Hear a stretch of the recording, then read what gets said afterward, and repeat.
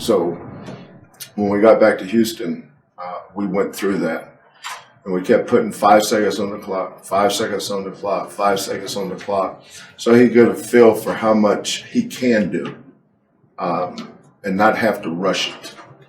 But we taught our kids about adversity and not being afraid of failure. That failure he had against Wisconsin was good for him. It was usually the first step on the ladder to success, some kind of failure. Some people, immature people, irresponsible people, just don't know how to handle failure. But we got a bunch of tough kids. This group's been through a lot this year. It's been a tough year in a lot of ways. But winning 6 out of 7 games on the road for this group is pretty significant. We've had some really, really good teams around our place.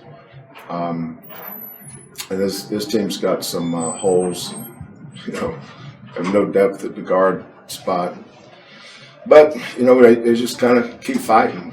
We made some hustle plays, toughness plays, offensive rebound.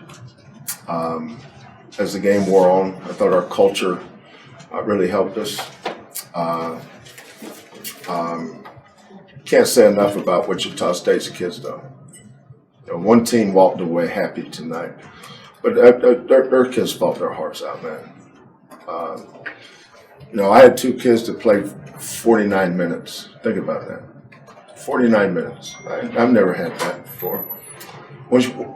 All it takes is for one of our guys to get in foul trouble, and we're kind of screwed that way. Now we're not able to. We're up in our only road loss. We're up 13 at SMU, and Kyler picked up his 4th. And right after that, we had 2 guys that really, really needed a breather. And I know in a close game like that, I had to be judicious with my timeouts. Not quite sure how to manage them there, but they played a lot. They played a lot like Wichita State did tonight. Just couldn't get them to miss. And when they did miss, we fouled them. And then when we fouled them, they didn't miss a free throw. I don't know what it is about us. We bring the best out of teams at the free throw line. Memphis, I think, was 18 for 19 the other day. But it was a hell of a game. Either team could have won the game. Very similar to the game that was played here last year. We could have easily won that game, but we didn't. We lost it. And Wichita State could have easily won today's game, but they didn't.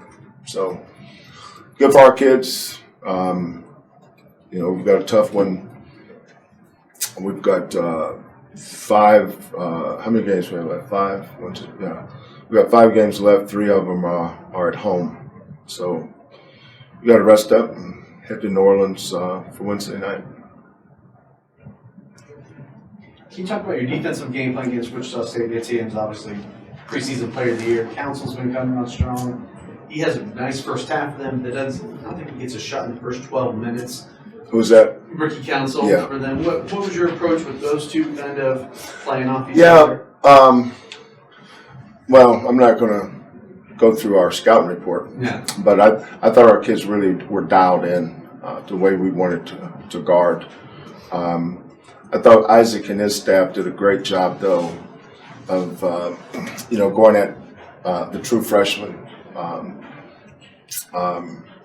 Ramon Walker. He's a kid that going into the year, we felt like our starting backcourt would probably be Marcus Sasser, Tremont Mark, and Kyler. That'd probably be our starters. And then you bring Tajay and Jamal off the bench. And then you redshirt Ramon. And then he had tendon detachment surgery back in December, where he had to have, he had surgery where he had to have a tendon reattached. So he didn't let him touch the ball for 5 weeks. And we said, it's fine. He's going to redshirt anyway, probably. So it's okay. Then the next thing I know, Sasser breaks his foot. Mark has surgery on his shoulder. And then, he has to play now. But moments like this tonight for him, it's balance. Defensively, he had a hard time keeping Porter in front of him. But at the same time, he banged 3 threes. Those are big shots for him because he struggled so much. Kyler Edwards, my 2 wings go 1 for 14 from the 3. And they're supposed to be better shooters than that, but yeah, that happens on the road. But the guy that stepped up and made the big threes was the true freshman, Walker. Proud of him tonight. I thought the offensive rebounding second half was big for us too. And able to we kept telling our guys around the 3 or 4 minute mark because we were running on fumes with our guards. We literally were running on fumes to dagger all the offensive rebounds, which means kick them out and run time. Well, there were 6 seconds left. Josh got the offensive rebound. All they had to do was put it up. Was that overtime or regulation? I can't remember. It was first overtime. Yeah, like he's about 7 feet from the basket. Yeah, just turn it. And then I said, son, dagger. Never mind, I'll talk to you tomorrow. That's not dagger time. Scored a ball. But, we won tonight the way we win a lot of games. We just kind of scrap and claw and figure it out. Just you look at the Wichita State side, Craig Porter in one of his games of the season got a breakout play. Just wanted to He's get your good. thoughts on the performance. Yeah, he's good. He's kind of got an old man's game. He looks like a dad backing his son up in the paint and scoring over the top of him. That's what he looks like to me. I don't know if he has, if he's great at anything, but I don't know if there's anything he's not pretty good at. That's what I like about him. What year is he? Is that COVID junior or regular junior? Does he have one more year? That's what I'm thinking. He's got 1 left. He's got 1 more after that. Yeah, he's good. I like him. He doesn't get flustered either. He's one of those guys that not everybody can play on the road because they have emotional highs and lows. He's the kind of kid where his style of playing, his game will travel because he doesn't get too high. He's having a great game. Just makes all the plays. I was impressed with him. I thought we did a great job on NTN, and he made some tough shots as he always does. Thought we did a good job on Council because he's capable of going for more.